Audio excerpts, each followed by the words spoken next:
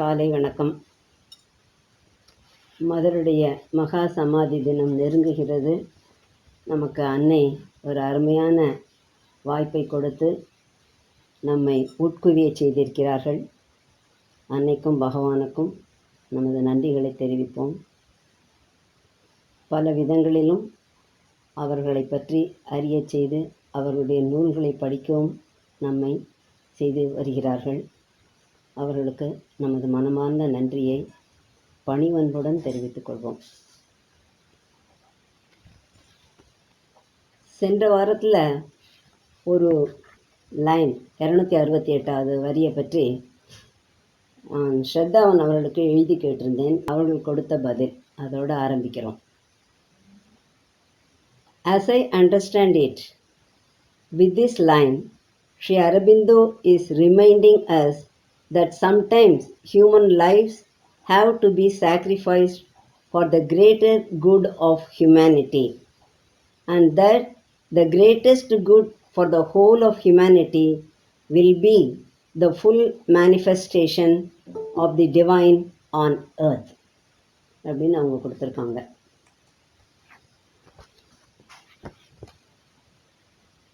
சென்ற வாரத்தில் நாம் பார்த்துருந்தது என்றதை முதல்ல பார்த்துருவோம். அதற்கப்புறம் இன்றைய வரிகளை பார்க்கலாம். நாரதர் அன்னைக்கு பதில் எடுத்து கொண்டிருக்கின்றார். அதுதான் சென்று கொண்டிருக்கின்றது. மனித இதயங்களில் உள்ள 5 விதமான எதிர்க்கும் சக்திகளை இறைவனுடைய சித்தமானது சரி செய்ய வேண்டியிருக்கு என்று முதல்ல ஆரம்பிக்கின்றார். சென்ற வாரத்தில் நாம் பார்த்தது அது. இயற்கையின் கரம் என்ன செய்கின்றது? வலியை தன்னுடைய கையில் எடுத்துக்கொண்டு மனிதனை செதுக்குகின்றது. இந்த துன்பவியலான வாழ்க்கையை மாற்றவென இங்கே அவதாரங்கள் தோன்ற வேண்டி இருக்கிறது. படைப்பினை உருவாக்குகின்ற சக்திகள் என்ன செய்கின்றன? அவதார புருஷர்கள் இங்கு வருபவர்களை தமது ராட்சத அடிகளால் உருவாக்கி அவர்கள் மேலே தமது நெருப்பினால் முத்திரை இடுகின்றனர். அவர்களை அடையாளம் காட்டுகின்றன. அவை இந்த துயரத்தினாலும் அந்த ராட்சத அடிகளினாலும் அந்த மாபெரும் நெருப்பால் அடையாளமிடப்பட்டதாலும் அவர்கள் அதிக உரம் பெறுகிறார்கள். இந்த மனித குலத்தோட துன்பத்தை நீக்கிறதுக்காக தாங்களாகவே துன்பங்களை ஏற்றுக்கொள்கின்றனர். அதற்கு மேலும் இந்த மனித குலத்தின் துன்பத்தை எல்லாம் அவர்கள் பங்கிட்டு கொள்கின்றனர். அவர்கள் தனியே நின்று எதையும் செய்யவில்லை. இந்த மனித குலத்தின் துயரங்களை எல்லாம் ஏற்றுக்கொண்டும் அதை பங்கிட்டு கொண்டும் இந்த மனிதர்களுக்காக அவர்கள் வேலை செய்கிறார்கள். சிலுவை சுமக்கவும் வலியின் நுகத்தடியில் தம்மை புகுத்தி கொள்ளவும் அவர்கள் தயாராகின்றனர். இதுதான் நாம் போன வாரத்தில் பார்த்துருந்தோம். இன்றைக்கு நாம் ஆரம்பிக்க போவது 290ஆம் வரியிலிருந்து. Heaven's riches they bring, their sufferings count the price, or they pay the gift of knowledge with their lives. The Son of God, born as the Son of Man, has drunk the bitter cup, owned Godhead's debt, the debt the eternal owes to the fallen kind. His will has bound to death and struggling life that yearns in vain for rest and endless peace. வானுலகின் செல்வங்களை அவர் கொணர்ந்தனர், தம் துயரங்களை விலையாக கொடுத்து, அல்லது தமது வாழ்வினை ஈந்தனர், ஞானம் எனும் பரிசிலனை பிறவன. கடவுளின் புத்திரர் மானுட புத்திரனாக அவதரித்தார், கசப்பெனும் வானத்தை பருகினார், இறைப்பட்ட கடனை தான் தீர்க்க முடிவெடுத்தார். வீழ்ந்துபட்ட இனத்திற்கு முடிவற்றது தீர்க்கப்பட வேண்டிய கடனுக்காக.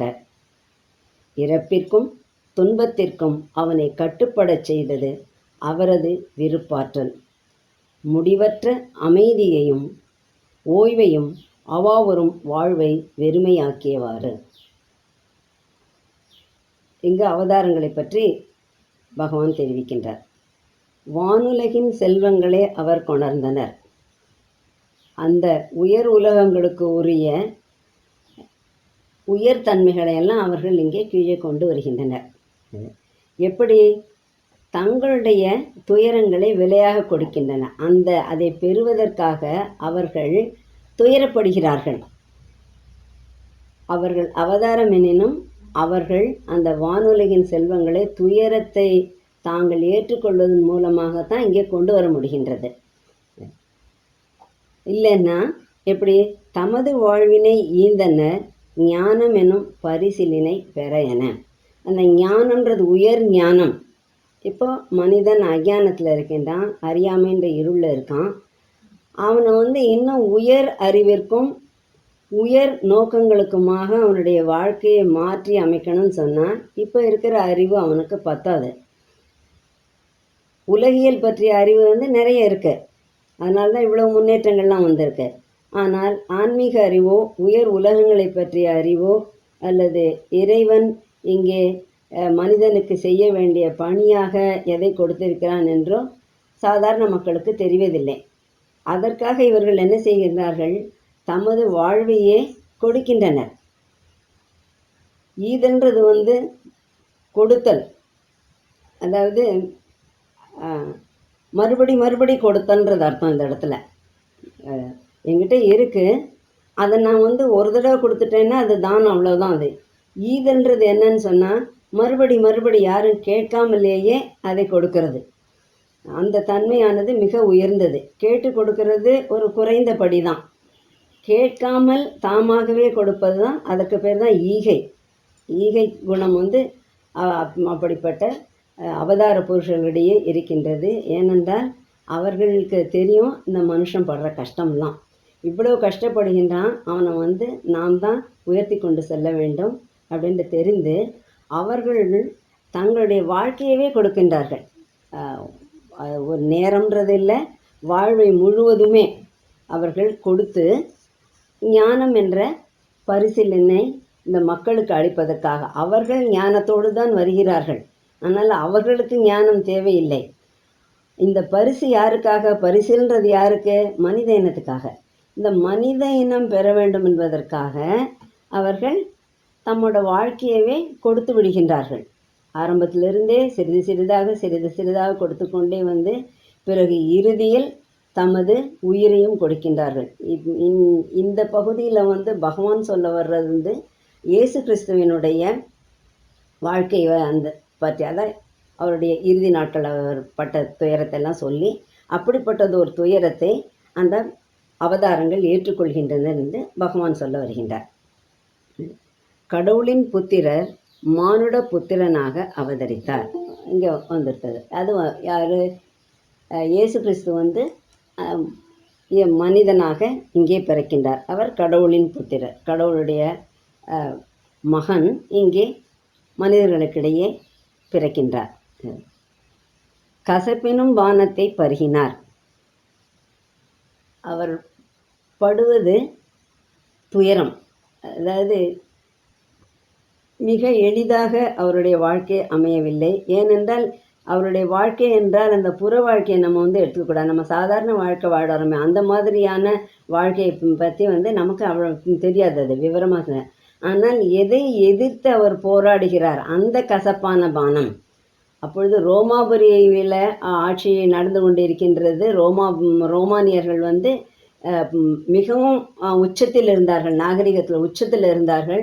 அப்படி இருக்கும் பொழுது அங்கே அரசர்களுக்கு அடுத்தபடியாக அரசனே ஒரு தெய்வமாகத்தான் தொழப்பட்டான். அவனை வணங்கினாங்க. அவனுக்கு கீழே இருக்கிற மத குருமார்கள் அரசனை ஆட்டி வைக்கின்றார்கள். ஆக அந்த நாடு முழுவதும் மதகுருமார்களின் கையில் இருந்தது. தான் அந்த கசப்பான பானம். அவர்கள் என்ன செய்ய, விதவிதமான பலிகள், விதவிதமான கடவுளர்கள், அவர்களுக்கு எப்படி பூஜை செய்ய வேண்டும், எப்படி வழிபட வேண்டும், இந்த வகைகளை எல்லாத்தையும் கொடுத்து மனிதர்களை கிட்டத்தட்ட ஒரு காட்டுமிராண்டி கூட்டம் மாதிரி வைத்திருந்தார்கள். நாகரிகத்தின் உச்சம். ஆனால் இருக்கிறது இது மாதிரியான உயர் நோக்கங்களுக்காக வாழாமல் சாதாரண ஒன்றுக்காக வாழும்படியாக அவர்கள் வைக்கிறார். அந்த ஒரு தன்மையை இயேசு கிறிஸ்து எதிர்த்து போராட வேண்டியிருக்கிறார். அதனால தான் இந்த கசப்பினும் பானத்தை பருகினார் அப்படின்னு சொல்லிட்டு, இறைப்பட்ட கடனை தான் தீர்க்க முடிவெடுத்தார். இங்கே இறைவன் மனித குலத்துக்கு கடன்பட்டிருக்கின்றார். அது அடுத்து வருகின்ற 2 வரிகளில் நமக்கு தெரிகின்றது. அது என்ன கடன்? வீழ்ந்துபட்ட இனத்திற்கு முடிவற்றது தீர்க்கப்பட வேண்டிய கடனுக்காக.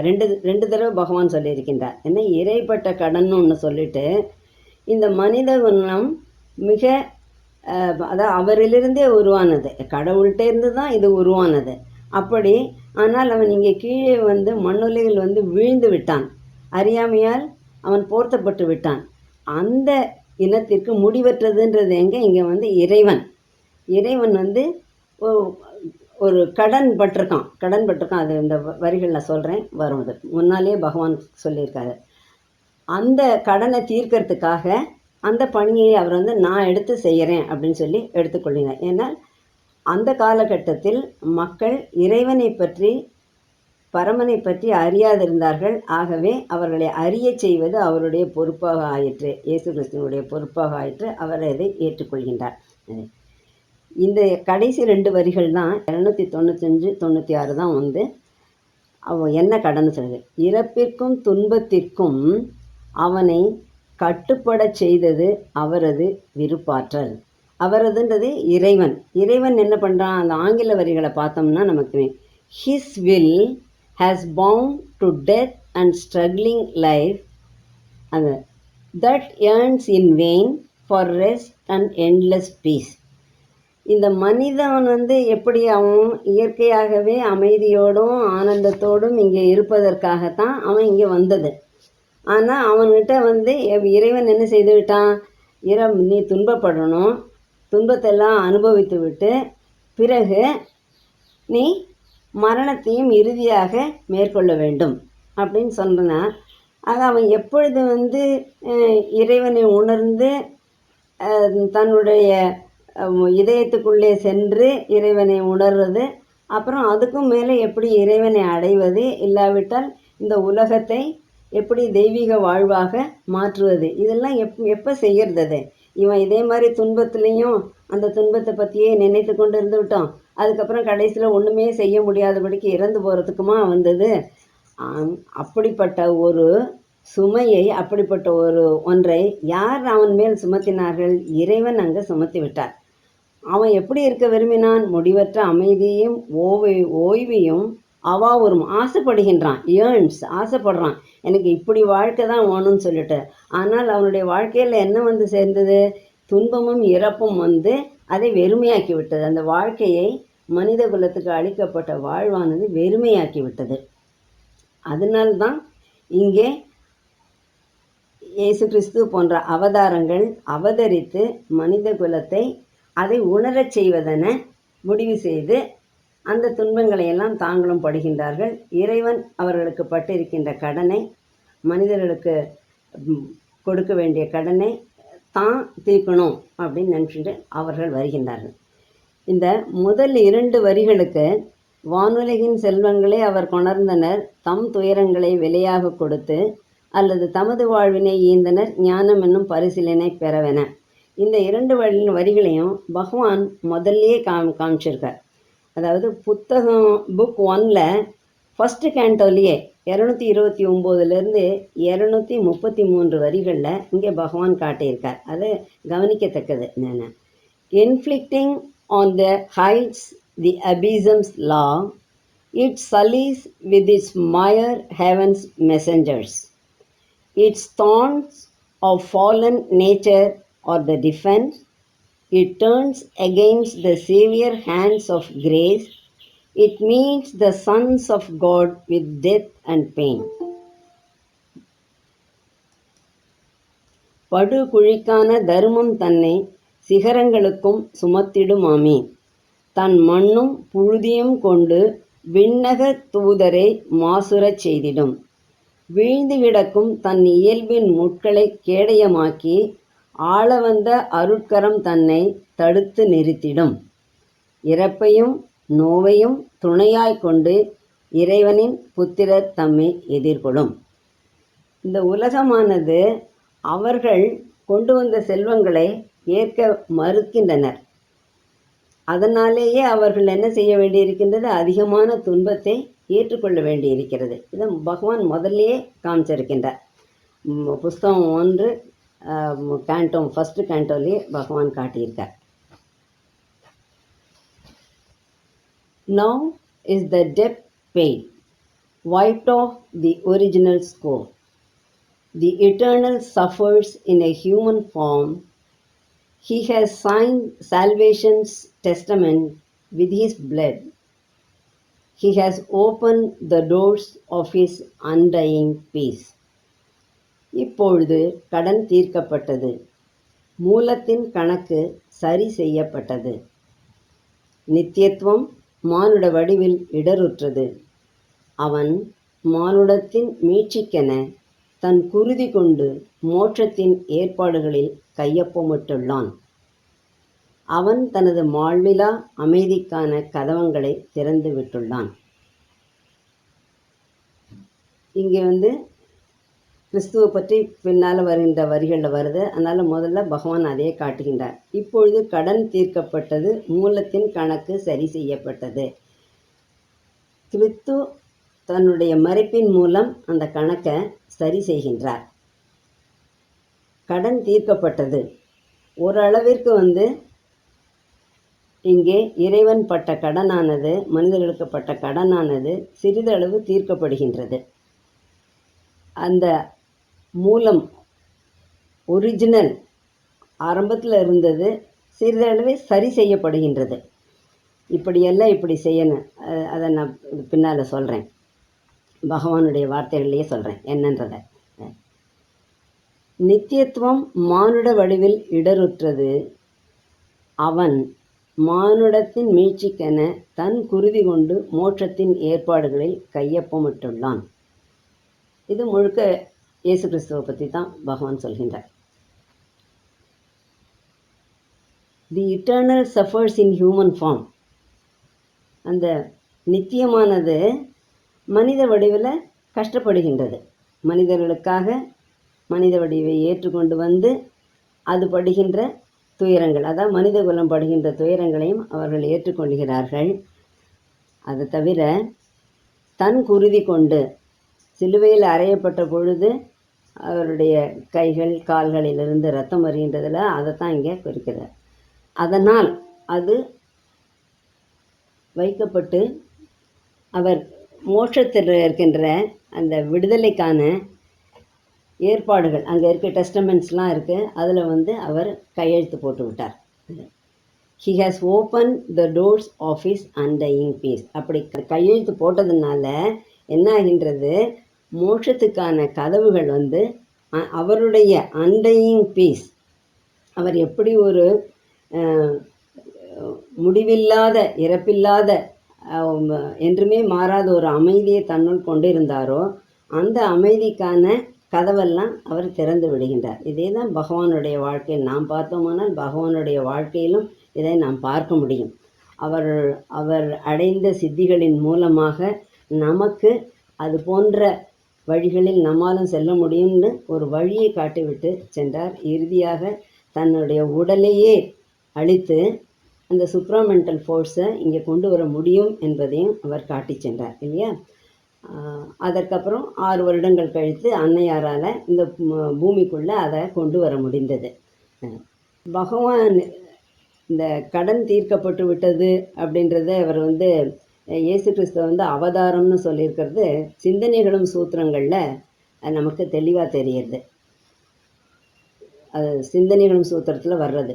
வரலாற்றில் 4 மிக பெரும் நிகழ்ச்சிகள் உள்ளன. ட்ராய் முற்றுகை, கிறிஸ்துவின் வாழ்வும் அவர் சிலுவையில் அறையப்பட்டதும், கிருஷ்ணனின் பிருந்தாவன வாசம், குருட்சேத்திர போர்க்களத்தில் கிருஷ்ணன் அர்ஜுனனுடன் நடத்திய உரையாடல். ட்ராய் முற்றுகை கிரேக்க நாகரீகத்தை உண்டாக்கிற்று. சிலுவையில் தொங்கிய கிறிஸ்து ஐரோப்பாவை நாகரீகப்படுத்தினார். பிருந்தாவன வாசம் பக்தி மார்க்கத்தை தோற்றுவித்தது. ஏனெனில் அதற்கு முன் தியானமும் பூசையும் தான் இருந்தன. குருட்சேத்திர உரையாடல் மனித இனத்திற்கு விடுதலை அளிக்கும். இருப்பினும் இந்த 4 நிகழ்ச்சிகளில் எதுவுமே நடக்கவில்லை என்று சொல்லப்படுகிறது. அதற்கான விளக்கத்தை மதர் கொடுத்திருக்கிறார்கள். அது நமக்கு தேவையில்லை. இங்கே முக்கியமாக நம்ம பார்க்க வேண்டியது என்னன்னு சொன்னால், கிறிஸ்து அவர் அவர் சிலுவையில் அறையப்பட்டது ஒரு முக்கிய வரலாற்றில், மனித இந்த உலக வரலாற்றில் மிக முக்கியமான நிகழ்ச்சி. அதனால அவர் ஐரோப்பாவே, அந்த ஐரோப்பா கண்டம் முழுவதையுமே ஒரு நாகரீகப்படுத்தினார், ஒரு மேம்பட்ட நிலைக்கு கொண்டு வந்தார் அப்படின்னு இங்கே பகவான் சொல்லியிருக்கின்றார். அதனால்தான் இங்கே சொல்லப்பட்டு இருக்கின்றது, கடன் தீர்க்கப்பட்டது, மூலத்தின் கணக்கு சரி செய்யப்பட்டதுன்னு சொல்கிறது அதுக்காக தான். அது இங்கே சிறிதளவாயினும் மாற்றத்தை அவரால் கொண்டு வர முடிந்தது. இந்த சூத்திரங்களில் பார்த்தா, இருப்பினும் இந்த 4 நிகழ்ச்சிகளில் எதுவுமே நடக்கவில்லை என்று சொல்லப்படுகிறது. இந்த 4 நிகழ்ச்சிகள் நடந்த போதிலும் மனித குலத்தில் எந்த மாற்றமும் வரலன்றதை தான் பகவான் அங்கே சொல்லியிருக்கின்றார். அது ஆனால் இதில் என்னன்னு சொன்னால், தன்னுடைய ரத்தத்தை வச்சு அந்த மோட்சத்துக்கான டெஸ்டமெண்ட்டில் கையெழுத்து போட்டதுனால, அந்த அமைதிக்கான கதவுங்களை எப்படி அமைதியாக வாழ்க்கையை நடத்த முடியுன்றத அங்கே கிறிஸ்து காட்டி சென்றிருக்கின்றார் அப்படின்றது வருகின்றது. இந்த இந்த சூத்திரம் இந்த சூத்திரம் 38 அதனுடைய விளக்கத்தில் அன்னைகிட்ட ஒரு கேள்வி கேட்கப்படுகிறது. கிறிஸ்து எந்த தளத்தை சேர்ந்தவர் அப்படின்ற கேள்விக்கு மதர் இப்படி பதில் சொல்லியிருக்காங்க. பகவத்கீதை கட்டுரைகளில் ஸ்ரீ அரவிந்தர் 3 அவதாரங்களின் பெயர்களை தந்துள்ளார். அந்த அவதாரங்களில் ஒருவர் கிறிஸ்து. அவதாரம் புவியில் மனித உருவில் வரும் பரம்பொருளின் ஒரு விபூதி, எமனேஷன். கிறிஸ்து பரமனின் அன்பு அம்சத்தின் தெய்வக்கூறு என்று ஸ்ரீ அரவிந்தரே சொல்ல கேட்டிருக்கிறேன் அப்படின்னு மதர் சொல்லியிருக்காங்க. அதாவது பகவானே கிறிஸ்து அவதாரம், எந்த இறைவனுடைய அன்பின் அம்சத்தின் அவதாரம். அதனால்தான் அவர் இங்கே மாண்பிலா அமைதிக்கான கதவுகளை திறந்துவிட முடிகின்றது. அந்த அமைதியை கொண்டு வர முடியும் என்ற ஒன்றை கிறிஸ்து காட்டி சென்றிருக்கின்றார். இந்த 297லேருந்து 300 வரிகள் இருக்கின்ற வரிகளுக்கு கூத்தாவுடைய ஓவியம் இருக்கின்றது. The deity compensates the creature's claim. The creator bears the law of pain and death. A retribution smites the incarnate God. His love has paved the mortal's road to heaven. He has given his life and life to balance here the dark account of mortal ignorance. உயிரினத்தின் உரிமை பொருள்தனை தேவன் சரியீடு செய்கிறான். படைப்போன் வலியின் இறப்பின் சட்டத்தை ஏற்றுக்கொள்கிறான். உடலெடுத்த இறைவனை பழிதீர்க்கும் எதிர்ச்செயல் அடித்து வீழ்த்துகிறது. அவரது அன்பு உம்பர் உலகுக்கு மானுடத்தின் பாதையினை வழிவகுத்து விட்டது. அவர் தமது வாழ்வினையும் ஒளியினையும் இங்கே மாழ்வுக்குரிய அறியாமையின் இருளதனை சமன் செய்திட அளித்திட்டார். இந்த வரிகளும் இயேசு கிறிஸ்துவை தான் குறிப்பிடுது. ஏன்னா இதுக்கு பின்னால் வர்ற வரிகளில் இயேசுவின் இறுதி நேரத்தை பகவான் அப்படியே சித்தரித்து காட்டியிருக்கின்றார். அதனால் முதல்ல பார்த்த அந்த 4 வரிகளும் 297, இந்த 306 வரைக்கும் இருக்கிற வரிகளும் பகவான் இயேசு கிறிஸ்துவை தான் குறிப்பிடுகின்றார். இந்த முதல் வரியில் பார்க்குறோம் இல்லையா, உரிமை பொருள் அப்படின்றது, உயிரினத்தின் உரிமை பொருள் தானே. கிரீச்சர்ஸ் கிளைம் அப்படின்றது என்ன? வாழும்போது அமைதியும் ஆனந்தமும். மனிதனுக்கு உரிமையானது என்ன? அவன் வாழ்க்கையில் இந்த உலகத்தில் வாழும் பொழுது அவனுக்கு அமைதியும் ஆனந்தமும் வேணுன்றான். அது ஒன்று. ரெண்டாவது, மரணமில்லா பெருவாழ்வு, இம்மார்டாலிட்டியும் அவனுக்கு வேண்டியிருக்கு. இதுதான் அவனுடைய உரிமை, அவன் உரிமையாக பெற்று வந்தது. ஆனால் என்ன ஆயிற்று, இங்கே மாறி போயிற்று. எல்லாமே அந்த 4 விதமாக மாறினதுன்னு பார்க்குறோம். மரணமில்லா பெருவாழ்வு இறப்பிற்கு ஆட்பட்டது, ஆனந்தம் துன்பத்திற்கு உள்ளாகியது அப்படின்ற அந்த 4 விதங்களையும் நாம் பார்த்திருந்தோம். இப்போ இதையே பகவான் இதே கருத்தை புத்தகம் 1ல் 4வது கேண்டோ ரகசிய ஞானத்தில் பகவான் 3 வரிகளில் காட்டியிருக்கின்றார். 472வது வரி, 485, 486 இதுலேயும் பகவான் காட்டியிருக்கின்றார். சாவித்திரியில் பகவான் பல கருத்துக்களை மறுபடி சொல்லிக்கொண்டே போவார். அது எதற்காகன்னா நமக்குள்ளே பதிய வைக்கிறதுக்காகத்தான். அதான் அங்கேயே பார்த்தோமே, அப்புறம் இங்கே என்ன திருப்பின்னு சொன்னால் அங்கே பார்த்ததை நம்ம மறந்துடுறோம். அதனால் திருப்பி அதை இம்போஸ் பண்ணுற மாதிரி மேலே அப்படியே பதிய வைக்கிறதுக்காக பகவான் ஆங்காங்கே சொல்லிக்கொண்டே போயிருப்பார். அதே மாதிரி ரகசிய சீக்ரெட் நாலேஜில் சொல்லியாச்சு, திருப்பி இங்கேயும் அதையே சொல்லியிருக்கின்றார். ரகசிய ஞானத்தில் என்ன சொன்னார்? The crown of conscious immortality, பரமன் அன்று அளித்த வரமே மூவா மருந்தாம் அமரத்தன்மை அப்படின்னு சொல்லி மனித குலத்திற்கு இறைவன் கொடுத்தது என்று அங்கே சொல்லிவிட்டார் 472வது வரியில். அப்புறம் 485, 86ல் after we have serve this great divided world, God's bliss and oneness are our inborn right. பலவாய் பிரிந்துள்ள இந்த உலகினில் நமது கடனை ஆற்றிய பின்னர் கடவுளின் இன்பமும் ஒன்றாகும் தன்மையும் நமது பிறப்புரிமையே ஆகும் என்று. இந்த 2 விதத்தில் 3 வரிகளில் பகவான் ஏற்கனவே சொல்லியிருக்கின்றார். மனித இனத்துக்கு உரியது ஆனந்தம், அமைதி, மரணமில்லா பெருவாழ்வு. இது நம்முடைய பிறப்புரிமை. இந்த பிறந்து வந்திருக்கின்ற ஒவ்வொரு உயிருக்குமே, ஒவ்வொரு ஜீவனுக்குமே இதெல்லாம் உரிமை கொண்டது. ஆனால் சொன்னது மாதிரி எல்லாமே மாறி போயிருக்கின்றது. இந்த அடுத்து வருகின்ற வரிகளுக்கான விளக்கம், அதாவது படைப்போன் வலியின் இறப்பின் சட்டத்தை ஏற்றுக்கொள்கிறதுலேருந்து 306 வரைக்கும் இருக்கிற வரிகளுக்கு என்ன அர்த்தம்னா, ரோமாபுரியில் இயேசு கிறிஸ்து இருந்த சமயத்தில் பிலாத்துன்றவர் ஒரு பெரிய உயர் அதிகாரி. அவருக்கு இயேசு கிறிஸ்துவ மேலே ஒரு குற்றமும் பார்க்க முடியலை. ஆனால் இந்த மத குருமார்கள் என்ன செய்கின்றார்கள்? இல்லை, இயேசு கிறிஸ்துவ சிலுவையில் அறையப்பட வேண்டும்னு அவங்க தீர்மானமாக இருக்கின்றார்கள். அதனால என்ன இவர் இந்த பிலாத்துன்ற உயர் அதிகாரி அதற்கு இணங்க வேண்டியிருக்கின்றது. இவர் என்ன செய்கின்றார்? இயேசு, இன்னாருடைய மகன் இயேசு என்பவர் சிலுவையில் அறையப்பட வேண்டும் அப்படின்னு சொல்லி ஒரு தீர்ப்பு எழுதி வச்சுட்டு என்ன செய்யணும், அதுதான் அதில் முக்கியமானது. இந்த தீர்ப்புக்கும் எனக்கும் சம்பந்தம் இல்லைன்னு சொல்லி கை கழுவி கொள்கிறார்ன்றது வரும். அதில் ஒரு இதில் தண்ணியை கொண்டு வர சொல்லி நான் இதை கை கழுவுகிறேன்னு சொல்லிட்டு தன்னுடைய பொறுப்பு இல்லை அப்படின்றத அவர் கை கழுவி விடுறார். அதனால தான் இந்த இடத்துல சொல்லியிருக்கு, உடலெடுத்த இறைவனை பழுதீர்க்கும் எதிர்ச்செயல் அடித்து வீழ்த்துகிறது. ஒரே நாடு, ஒரு அரசனுக்கு கீழே இருப்பவர்கள் தான் ஒருவரால் அவர் செய்தது சரின்னு ஒப்புத்துக்கொள்ள முடிகின்றது. மற்ற ஒரு பெரிய குழுவானது அது சரியில்லை, அவரை சிலுவையில் அறையணும் அப்படின்னு சொல்லி தீர்ப்பு வழங்கணும்னு சொல்கிறாங்க. ஆனால் அதை அவர்களால் செய்ய முடியாது, அந்த நீதிபதிக்குரிய அதிகாரி தான் செய்யணும். ஆனால் அவர் என்ன செய்கின்றார்? அந்த தண்டனையை அழித்து விட்டு கையை கழுவி எனக்கும் இதுக்கும் சம்மந்தம் இல்லைன்னு விட்டுறாரு. இந்த பழிதீர்க்கும் எதிர்ச்செயல், ரெட்ரிபியூஷன்றது அதுதான். அது பழி தீர்க்கின்றது. எப்படி இங்கே இறைவன் இயேசு அன்பை இங்கே போதிக்க முடியும்?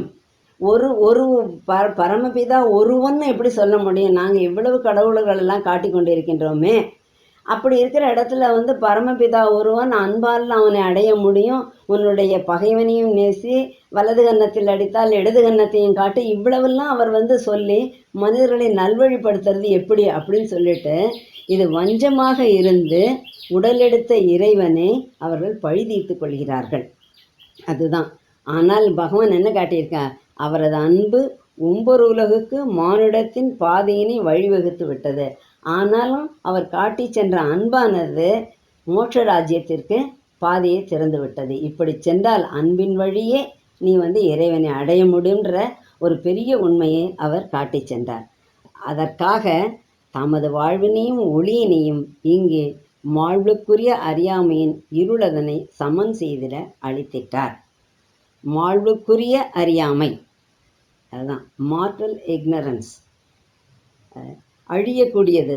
அந்த அறியாமை என்பது அழியக்கூடியது, அது என்றென்றைக்குமாக நிலைத்து நிற்கக்கூடியதில்லை. ஒரு காலகட்டத்தில் அது முழுவதுமாக மறைந்து விட வேண்டும். அதே தான் அங்கே பின்னால் சாவித்திரியும் சொல்லுவாள், நீ இறப்பு கடவுளை பார்த்து உன்னுடைய இருப்பும் இங்கே அவசியமானதாக இருக்கின்றது, அந்த மனித குலம் தன்னுடைய நிறைவை எய்துவதற்கு உன்னுடைய பணி தேவையாக இருக்கிறது, அதனால் அது அடையிற வரைக்கும் நீ இங்கே இருந்து உன்னுடைய வேலையை செய்வாயாக அப்படின்னு சொல்லி இறப்பு கடவுளிடம் தேவியாக ஆதிசக்தியாக தோன்றிய சாவித்திரி கூறுவாள். அது அந்த இடத்துலையும் வருகின்றது. இந்த இடத்துல அந்த இருளதனை சமன் செய்திட, ஒளியும் இருளும் இருக்குது, ஆனால் ஒளியை கொண்டு வர்றதன் மூலம்தான் இருளை நம்மால் சரி செய்ய முடியும். அன்றைக்கி வாட்ஸ்அப்பில் ஒரு சின்ன கதை அனுப்பிச்சிருந்தாங்க, யாருன்னு தெரியல. கிருஷ்ணபிரான் ரொம்ப வெளியில் போகிறதுன்னு சொன்னால் சட்டுன்னு கிளம்பிடுவாராம். ஆனால் அன்று ஒரு நாள் ரொம்ப நேரம் ஆகின்றது, இந்த வெளியில் இருக்கிற தேரோட்டி காத்து கொண்டே இருக்கேன், காணுமேன்னு சொல்லிட்டு உள்ளே போய் பார்க்கும் பொழுது இவர் ஒரு ஒரு இதை எடுத்து வைக்கல, அப்புறம் மாத்திரா இது. எனக்கு ஆச்சரியமாக போச்சு, என்ன பகவானே இவ்வளோ நேரம் ஆக்குறீங்க, நீங்கள் யாரை போய் பார்க்க போகிறீங்க, அவ்வளோ ஸ்பெஷாலிட்டி இருக்கிற பர்சன் யார் அப்படின்னு கேட்கும்பொழுது துரியோதனை. ஐயோ, துரியோதனுக்கா இவ்வளவு இது, அவன் எவ்வளவு அகங்காரம், எவ்வளவு இருளடைந்தவன் அப்படின்னு சொல்லும்பொழுது எவ்வளவு மோசமான, அவனுக்கு இவ்வளவு இது வேணுமா, அவன் தான் உங்களை பார்க்க வந்திருக்கணும், இது என்னது, நீங்கள் எப்படி அவனை போய் பார்க்க போகலாம் அப்படின்னு சொல்லும் பொழுது கிருஷ்ணபிரான் சொல்கிறாராம், அப்பா இருள் இருக்கிற இடத்துக்கு தான் ஒளி போகணுமே ஒழிய இருள் ஒளியை தேடி வராதுன்னு. இருள் இருக்கிற இடத்துக்கு தான் ஒளி போக முடியும். இருள் இருக்கின்ற இந்த இடத்துக்கு தான் இயேசு கிறிஸ்து போன்ற அவதாரங்கள் இங்கே அவதரித்து மனித குலத்தை மேற்கொண்டு எடுத்து செல்கிறார்கள். அதையும் தவிர இந்த அன்பு எப்படிப்பட்டதாக இருக்கின்றது, அவருடைய அன்பு, அவரது அன்பு உம்பர் உலகுக்கு மானுடத்தின் பாதையினை வழிவகுத்து விட்டது அப்படின்னு சொல்லும் பொழுது எப்படிப்பட்ட அன்பாம், சிலுவையில் அறையப்பட்டு அவர் உயிர் பிரிந்து கொண்டிருக்கின்ற நேரத்திலும் அவர் என்ன கேட்கிறார், பரமபிதாவே இவர்களை மன்னித்து விடும், ஏனெனில் தாம் என்ன செய்கிறோம் என்பதை இவர்கள் அறிந்தார்கள் இல்லை அப்படின்னு சொல்லி என்ன செய்யறார், தன்னுடைய அன்பை பூரணமாக வெளிப்படுத்துகின்றார். தன்னுடைய பகைவனுக்கும் அருள்வாய் நன்னஞ்சேன்னு பாரதியார் பாடியிருக்கிற மாதிரி இவர் என்ன செய்கின்றார், தன்னுடைய முழு அன்பை அந்த பகைவர்களையும் மன்னிப்பதன் மூலம் பரம அன்பை வெளிக்காட்டியிருக்கின்றார். இப்படிப்பட்டதோர் அன்பு இருந்ததென்றால் நீங்கள் உய்வடைவீர்கள் அப்படின்னு இந்த உம்பர் உலகுக்கு, வானகத்திற்கு அவர் வழி காட்டினார். சாவித்திரியும் இதே கருத்து தான் வருது. முதல்ல ஒரு தடவை ஈரோடு பாகியலட்சுமி அவங்க படித்து காமிச்சிருந்தாங்க. கடைசியில் சாவித்திரியை சொல்கிறா, அந்த முனிவர்கள்ட்ட இந்த அன்பு ஒன்றை தான் நாங்கள் கண்டு கொண்டு வந்தோம், அதனால்தான் எங்களுடைய முகங்கள், இந்த உடல் இப்படி பிரகாசமாக ஒளிர்கின்றது அப்படின்னு சொல்கிறான்னு அவங்க சொல்லியிருந்தாங்க. அதே தான் கடைசியில் பார்க்கும் பொழுது இந்த சாவித்திரி காவியத்தினுடைய முழு அடிவாரம் என்ன, அஸ்திவாரம்னு சொன்னால் அன்பு செய், அன்பு செய், அன்பு செய், இதுதான் பகவான் காட்டியிருக்கின்றார். முடிவாக இந்த இடத்துல மனித இனம் அந்த அன்பில் வாழ வேண்டும் என்பதை இயேசு கிறிஸ்து காட்டி சென்றார். அவருடைய இறுதி நேரத்தை பகவான் ரொம்ப அழகாக இந்த 329வது வரி வரைக்கும் சித்தரித்து காட்டியிருக்கின்றார். அது அப்படியே அந்த இயேசு கிறிஸ்துவோட கதை நமக்கு எல்லாருக்குமே தெரியும். அது கடைசியில் அவர் என்னெல்லாம் துயர்பட்டார், எப்படியெல்லாம் எங்கே சென்று அவர் சிலுவையில் அறையப்பட்டார், யாரோடு அறையப்பட்டார் அப்படின்றதெல்லாம் நமக்கு தெரியும். அது வருகின்ற வரிகளில் அதை நம்ம பார்க்க போகிறோம். It is finished, the thread mysterious sacrifice offered by God's martyred body for the world. Gethsemane and Calvary are his lot. He carries the cross on which man's soul is nailed. His escort is the curses of the crowd. Insult and jeer are his right's acknowledgement. Two thieves slain with him mock his mighty death. முற்று பெற்றது பேர் அச்சமூட்டும் புதிர் நிறைந்த புவிக்காக இறைவனார் தம் மேனியை ஈந்த தியாகம். கெச்சமேனும் கல்வாரியும் அவரது நிலப்பகுதி. தாம் அறையப்படவிருக்கும் சிலுவையை சுமக்கிறார். அது மனித ஆன்மாதனை வலிந்து பற்றியிருக்கும் துயர் ஆகும். மக்கட் திரளின் சாபமே அவரது வழித்துணை. தூற்றுதலும் ஏளனமுமே அவர் சாற்றிய உண்மைக்கு பெறப்பட்ட நன்றி. வல்லமை மிக்க அம்மறிப்பு இகழ்வுற்றது கள்வரிருவர் உடன் அறைபட்டதால். முற்றுப்பெற்றது பேர் அச்சமூட்டும் புதிர் நிறைந்த புவிக்காக இறைவனார் தம் மேனே ஈந்த தியாகம். எதற்காக அவர் தன்னுடைய உடலை உயிரை ஈந்தாரோ அது இங்கே முடிவடைந்து விட்டது. பேரச்சமூட்டும் புதிர் நிறைந்த ட்ரெட் மிஸ்டீரியஸ் சாக்ரிஃபைஸ் எதற்காக என்று மக்களினத்தால் அறியப்படாத ஒரு தியாகம். அதை பின்னால் எப்படி அது ஏளனம் செய்யப்படுகின்றதுன்றத பகவான் அதையும் அப்படியே காட்டியிருக்கின்றார். இவ்வளவு பெரிய தியாகமானது எப்படி ஒரு இழிவாக்கப்பட்டது, மக்களால் எப்படி எடுத்துக்கொள்ளப்பட்டது அப்படின்றத பகவான் காட்டுகின்றார். கெச்சமேனும் கல்வாரியும் அவரது நிலப்பகுதி. அந்த இதை கதையில் பார்க்கும் பொழுது மிக மிக மோசமான இடம்.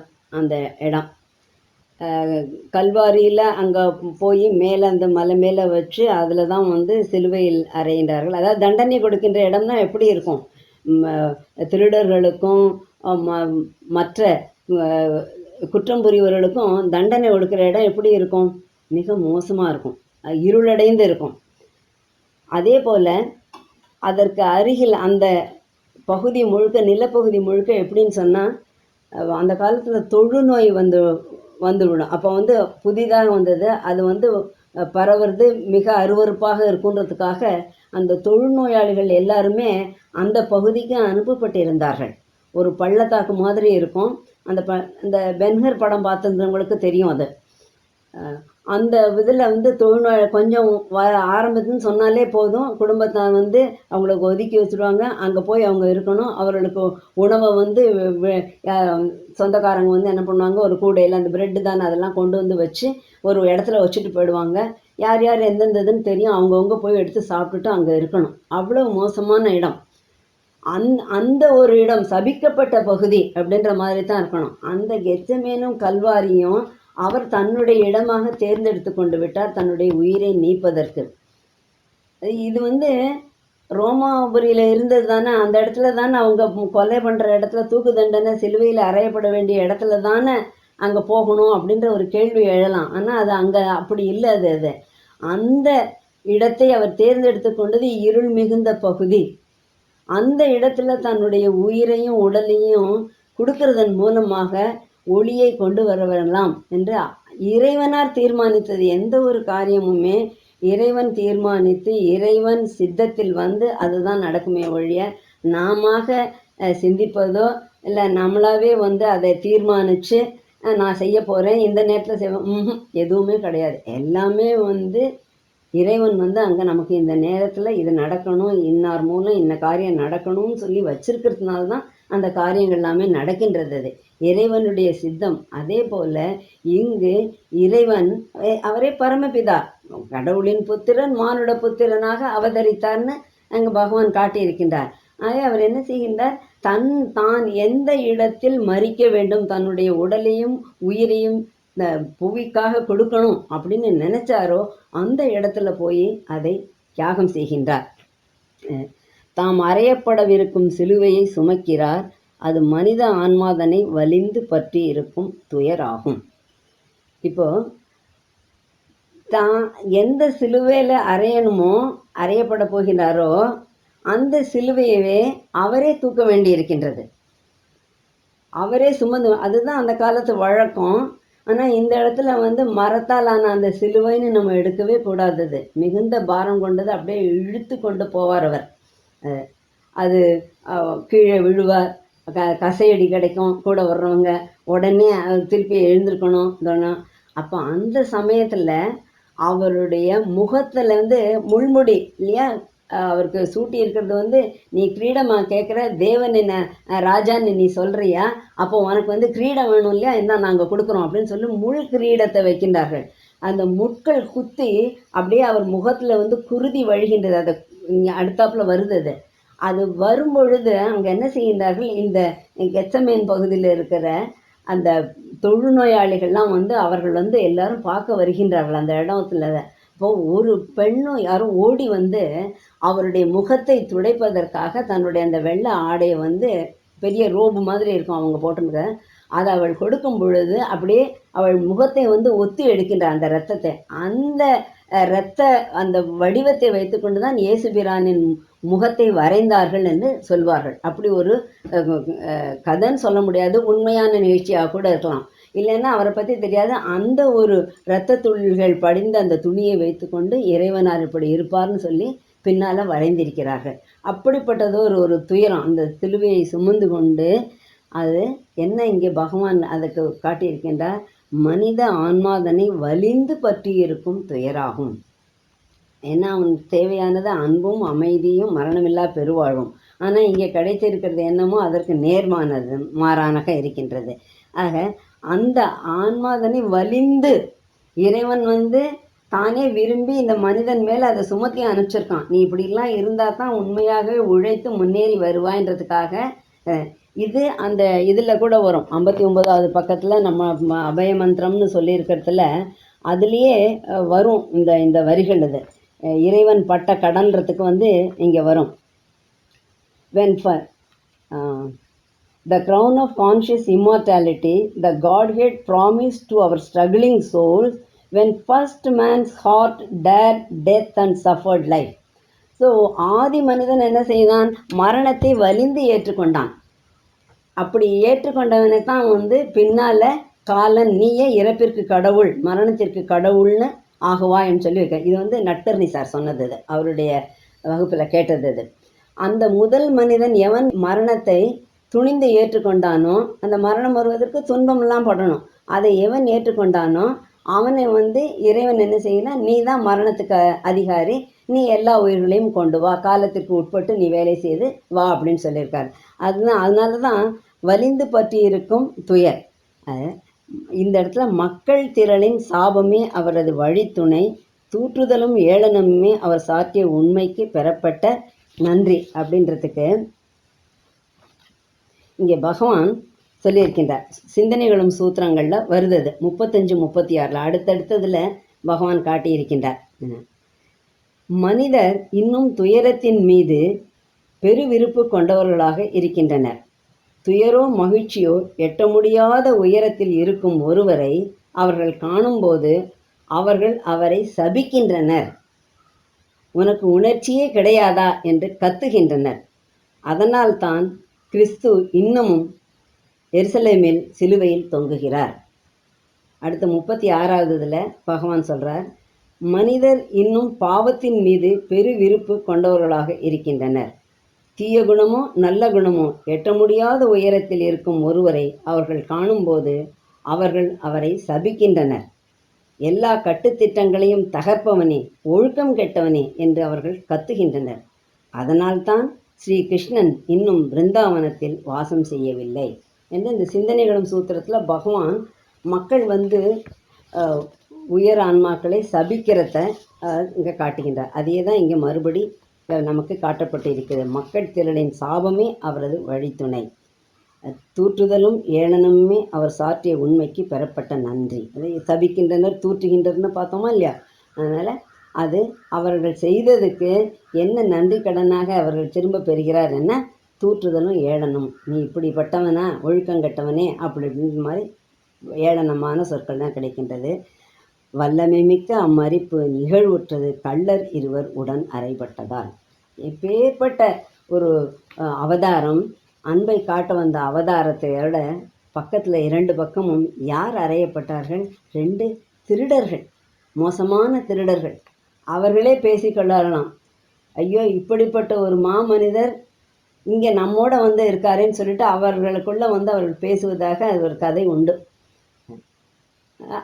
அந்த கள்வர்களே, எங்களுக்கு இது கிடைச்சது நியாயம்தான், நாங்கள் சிலுவையில் அறையப்படணும் தான், ஆமாம் அவ்வளோ பாவம் செஞ்சுருக்கோம், ஆனால் இந்த மனுஷன் இப்பேற்பட்ட ஒரு நல்ல மனிதன் ஏன் இங்கே நம்மளோட வந்து சிலுவையில் தொங்கணும் அப்படின்னு சொல்லி அவர்களே ரொம்ப பரிதாபப்படுவதாக நாங்கள் சொல்லியிருக்கோம். அந்த இருவருக்கும் கூட இவர் வந்து ஒரு கதி கொடுப்பார் அப்படின்ட்டு வரும். பகவான் வந்து இந்த இடத்துல வந்து இயேசுபிரானோட வாழ்வை வந்து இறுதி நேரத்தை வந்து ரொம்ப அழகாக காட்டியிருக்கின்றார். He has trod with bleeding brow the Saviour's way. He who has found his identity with God pays with the body's death his soul's vast light. His knowledge immortal triumphs by his death. மீட்போனின் பாதையில் குருதி பெருகு நுதலுடன் அவர் ஏகினார். இறைவனோடு தன் ஐக்கியத்தை உணர்ந்தவரான அவர் உடலின் மரிப்போடு தன் ஆன்மாவின் பரந்தகன்ற ஒளியையும் அளித்தார். மரிப்பின் மூலம் அழிவிலா ஞானம் வெற்றி கொள்ள பெற்றது. ஏற்கனவே பார்த்தது தான் அது.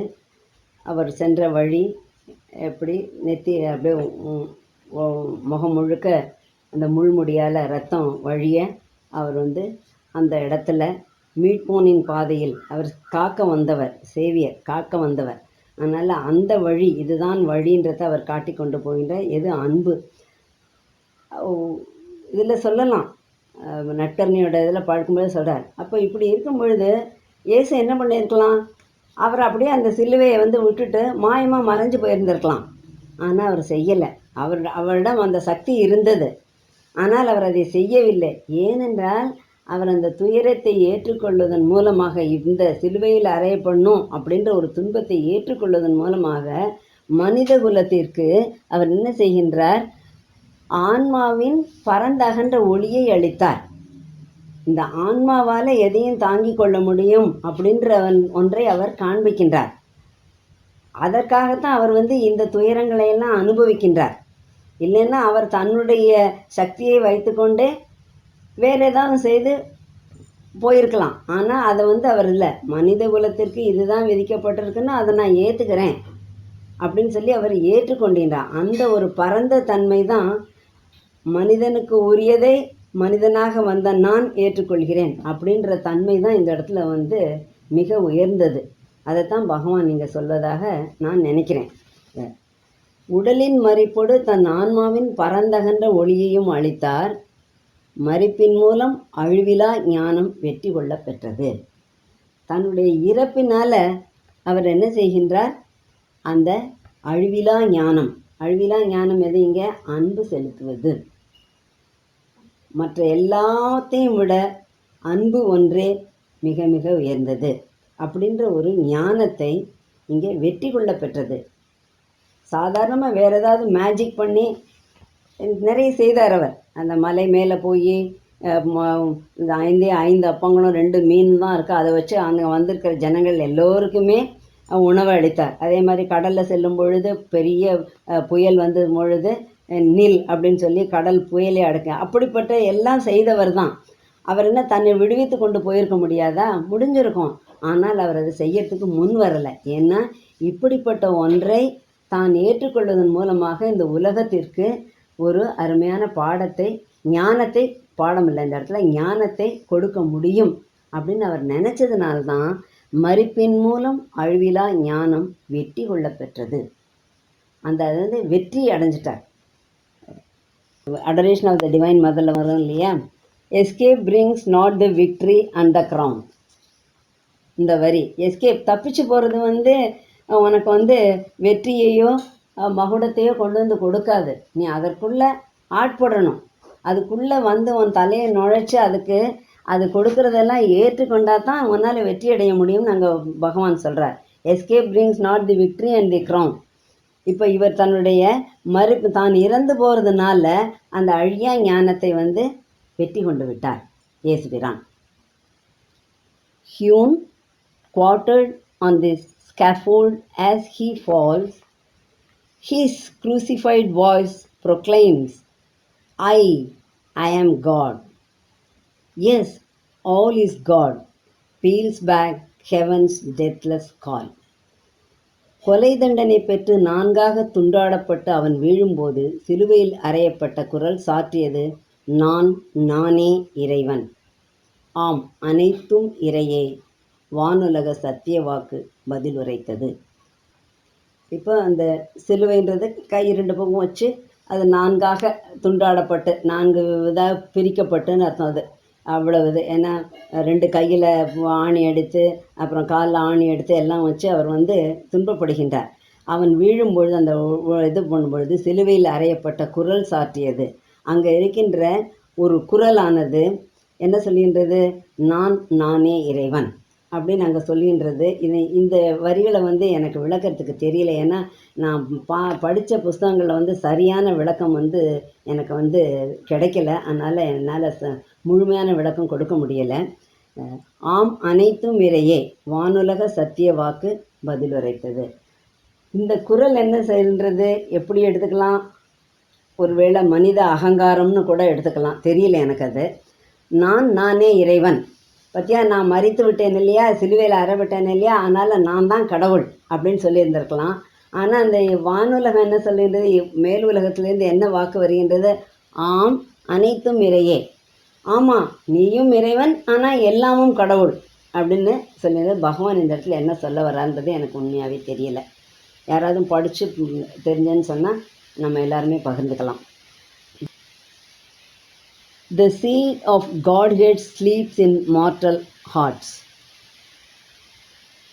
The flower of Godhead grows on the world tree. All shall discover God in self and things. இறைமையின் விதை மானுட இதயத்தினுள்ளே துயில்கின்றது. பரத்தின் மலர்கள் உலகெனும் தருவில் வளர்கின்றது. யாவுமே பரம்பொருளை தன்னிலும் அனைத்திலும் கண்டுகொள்ளும். மேலே இருக்கிறதுக்கு இங்கே கொஞ்சம் விளக்கம் வருது. இறைமையின் விதை மானுடத்தின் இதயத்தினுள்ளே துயில்கின்றது. இதே போன்ற வரிகளையும் நாம் ஆங்காங்கே பார்க்க முடிகின்றது. சாவித்திரியில் நிறைய இடத்துல இந்த கருத்தை சொல்கின்ற வரி வருகின்றது. இந்த வரியிலையும் நம்ம பார்க்குறது, இந்த வரிகளில் நம்ம பார்க்கணும்னா, பூமியில் தெய்வீக வாழ்வு மலரும், இங்கே நிச்சயம் வரும் அப்படின்றதுக்கான சாத்தியக்கூறுகள் யாரிடம் இருக்குது? மனுஷன்கிட்ட தான் இருக்குது அப்படின்றத தான் பகவான் இங்கே சொல்ல வருகின்றார். இது சொல்ல வருகின்றார் அப்படின்னு சொல்கிறது நான் உணர்ந்ததுங்க. இதை நீங்கள் இதுதான் அப்படின்னு சொல்லி யாருமே எடுத்துக்க வேண்டாம். அவரவர்களுக்கு என்ன தோன்றதோ அதை எடுத்துக்கலாம். அதுதான் சாவித்திரியோட ஒரு பெரிய விசாலமான தன்மை. என்னன்னு சொன்னால், அவரவர்களுக்கு என்ன தோன்றுகிறதோ அதுதான் அந்த இடத்துல அர்த்தம். இது ஒரு விளக்கத்துக்காக சொல்கிறதானே ஒழி இதுவே முடிந்த முடிவல்ல. பரத்தின் மலர்கள் உலகினும் தருவில் வளர்கின்றது. அது இறைவனுடைய காட்ஹெட். இறைவன் இங்கே மலரணுன்றதுக்கு எங்கே எல்லாமே இருக்கின்றது? இந்த உலகமாகிய மரத்தில் தான் இருக்குது. அப்போ அது வளர்ந்து வரும்பொழுது அந்த இறைவனுடைய மலர்கள் இங்கே பூக்கும். அதாவது தெய்வீக வாழ்வு இங்கே மலரும். அதற்கான சாத்தியக்கூறெல்லாம் இங்கே இருக்கின்றது. யாவுமே பரம்பொருளை தன்னிலும் அனைத்திலும் கண்டுகொள்ளும். இப்போ இங்கே மேலே சொன்னான் இல்லையா, ஆம் அனைத்தும் இறையேன்றது. அதற்கு இங்கே ஒரு விளக்கம் வருது. யாவுமே பரம்பொருளை தன்னிலும், இறைவன் எனக்குள்ளே இருக்கின்றான், எல்லாவற்றிற்குள்ளும் இறைவன் இருக்கின்றான். அந்த உண்மையை தெரிஞ்சுக்கணும். இது அன்பை தவிர அடுத்த உண்மை என்னன்னு சொன்னால், உனக்குள்ள மாத்திரம் இறைவன் இல்லை, உனக்குள்ளும் இருக்கின்றான், மற்ற உன்னை சுற்றி இருக்கின்ற பொருள்களிலும் இருக்கின்றான், மனிதர்களும் இருக்கின்றான். எல்லாவற்றிலும் இறைவனே தான் உரைகின்றான், இறைவனே தான் வசிக்கின்றான். அந்த உண்மையை நீ தெரிஞ்சுக்கணும். அப்போ என்ன ஆகும்? உன் மேலே நீ எப்படி அன்பு செலுத்துகிறாயோ அதே போல் மற்றவர்களிடமும் அன்பு செலுத்த முடியும், மற்ற பொருட்களிடமும் உன்னால் அன்பு செலுத்த முடியும். அதுதான் இந்த இடத்துல நமக்கு தெரிகின்றது. But when God's messenger comes to help the world and lead the soul of earth to higher things, he too must carry the yoke he came to unloose. He too must bear the pang that he would heal. Exempt and unafflicted by earth's fate, how shall he cure the ills he never felt? ஆயின் இறை தூதர் உலகிற்கு உதவி புரிய புவியின் ஆன்மாவை உயரங்களுக்கு இட்டுச் செல்லும் போது தான் நெகிழ்த்த வந்த நுகத்தடியினை அவருமே சுமத்தல் வேண்டும். தான் சுகப்படுத்த வந்த பெருவலியினை தாங்கிக் கொள்ள வேண்டும். பூவுலக விதியினின்று விலக்கு பெற்று அல்லற்படாதவாறு தான் உணராத நோவினை அவன் எங்கனம் நிவர்த்திக்க கூடும். ரொம்ப எளிமையான வரிகள். அர்த்தம் விளக்கம் சொல்லணுன்றதுக்கான ஒரு இதுவே இல்லை. ஏன்னா இறையின் தூதர் உலகிற்கு இங்கே உதவி புரிய வருகின்றார்கள். ஆமாம், அவதாரங்கள் நிகழ்கின்றன. அந்த புவியின் ஆன்மாவை கீழே இருக்கின்ற இந்த இன்கான்ஷியன்ட்டுக்குள்ளே விழுந்து கிடக்கின்ற இந்த ஆன்மாவை கொஞ்சம் கொஞ்சமாக படிப்படியாக மேலே ஏற்றி கொண்டு செல்லும் பொழுது என்ன ஆகின்றது, அவர்கள் இந்த உலகம் படுகின்ற துன்பத்தை அவர்களே சுமக்க வேண்டும். அதை தான் நம்ம முன்னாலேயே பார்த்தோம். அவர் தாம் அந்த நுகத்தடியினுக்குள் புகுதல் வேண்டும்னு அங்கே பார்த்தோம். நம்ம முதல்லையே கொடுத்துருந்தார் பகவான். அந்த துயரத்தை அவர்களும் அனுபவித்து தெரிந்து கொள்ள வேண்டும், இப்படிலாம் இருக்குது அப்படின்னு சொல்லிட்டு. இப்போ ஸ்வீட் சாப்பிட்றோன்னு சொன்னால் அந்த ஸ்வீட்டை சாப்பிட்டா தான் அதனுடைய முழு தன்மையும் நமக்கு தெரியும். இல்லாதபடிக்கு இது இது இது இப்படி இது இப்படி அப்படின்னு சொன்னால் ஒன்றுமே தெரியாது. அதே மாதிரி துன்பமும் அப்படித்தான். துன்பத்தை ஏற்றுக்கொண்டு அனுபவித்தால் தான், ஓ மனிதர்கள்லாம் இவ்வளோ கஷ்டப்படுறாங்களா, அப்போ இந்த கஷ்டத்தெல்லாம் போக்கணும்னு சொன்னால் நான் அந்த நிவர்த்திக்கணும்னு வந்திருக்கேன் இல்லையா, ஏதாவது செய்யணும் அப்படின்னு செய்ய முடியும். சுமத்தல் வேண்டும். தான் சுகப்படுத்த வந்த பெருவலியினை தாங்கி கொள்ள வேண்டும். அவர்களும் அதை தாங்கி கொள்ளணும்.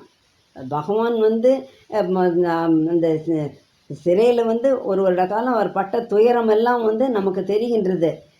இந்த மாதிரியான துயரங்கள்லாம் இருக்குன்றது பகவான் தெரிந்து கொண்ட பின்னர் அதை உணர்ந்து அதை தன்னுள்ளே ஏற்றுக்கொண்டு அதற்கான வழிகளை கண்டுபிடிக்கின்றார். அது என்ன வழி?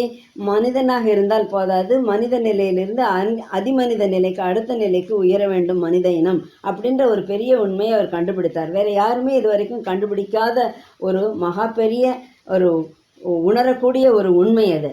அதை பகவான் கொண்டு வந்தார், கண்டுபிடித்தார். அதே மாதிரி இங்கே பெருவலியினை தாங்கி கொள்ள வேண்டும். பூவுலக விதியினின்று விலக்கு பெற்று அல்லற்படாதவாறு தான் உணராத நோவினை அவன் எங்கனம் நிவர்த்திக்க கூடும். என்ன சொல்லுவாங்க இல்லையா, தலைவலியும் திருகுவலியும் தனக்கு வந்தால் தான் தெரியும் அப்படின்னு சொல்லி தமிழில் பழமொழி. தலைவலி உனக்கு வர்றச்சே தான் அது தெரியும். என்ன பெரிய தலைவலி, என்ன பெரிய அப்படின்னு சொல்லும் பொழுது, உனக்கு வரும் பொழுது நீ படுகின்ற துயரத்தை வைத்து கொண்டு, ஓ இது இப்படியா அப்படின்னு சொல்லுவார். தான் படாத கஷ்டத்தை எப்படி அவன் நிவர்த்திக்க முடியும், எப்படி தீர்க்க முடியும்? அதுதான் இங்கே பகவான் கேட்கின்றார். ஆகவே இது எல்லாம் என்னன்னு சொன்னால், இவ்வளோத்தையும் நாரதர் எதுக்காக சொல்கிறார் அதைத்தான் நம்ம அங்கே பார்க்கணும். ஏன்னா கதை சொல்கிற மாதிரி இயேசு கிறிஸ்து கதையும் இன்னொன்னையும் சொல்லிட்டு போகிறார் பகவான் இல்லை. நாரதர் சொல்லின்னு போகிறதுக்கு காரணமே என்னன்னு சொன்னால், அம்மா சாவித்திரியோட அம்மாவே தெரிஞ்சுக்கோ, இந்த பெரும் துயர் சத்தியவானுடைய மரணத்தை அவர் சாவித்திரி ஏற்றுக்கொள்வதன் மூலம்தான் அந்த மரணத்தை வெல்ல முடியும். அவள் அந்த துயரத்தை அனுபவித்தால்தான் அவளால் அந்த துயரத்தை தாண்டி வர முடியும், மனித குலத்தை மீட்க முடியும். அவதரித்து வந்துள்ள அவளுடைய அந்த மிஷன், அந்த குறிக்கோளை, அந்த பணியை அவளால் நிறைவேற்ற முடியும். அதை தெரிந்து கொள் என்று அங்கே அன்னையிடம் மறைமுகமாக குறிப்பாக நாரதர் காட்டுகிறார். இனி அடுத்த வாரம்.